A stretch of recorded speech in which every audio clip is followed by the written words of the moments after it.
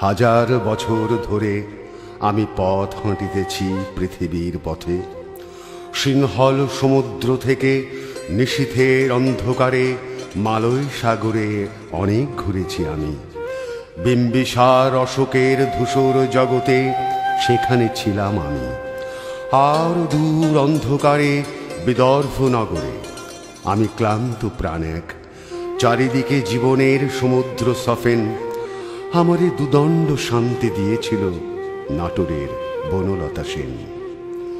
চুল তার কবেকার অন্ধকার বিদিশার নিশা, মুখ তার শ্রাবস্তির কারুকার্য। অতি দূর সমুদ্রের পর হাল ভেঙে যে নাবিক হারায় আছে দিশা। সবুজ ঘাসের দেশ যখন সে চোখে দেখে দারুচিনি দ্বীপের ভিতর, তেমনি দেখেছি তারে অন্ধকারে। বলেছে সে, এতদিন কোথায় ছিলেন? পাখির নেড়ের মতো চোখ তুলে নাটোরের বনলতা সেন।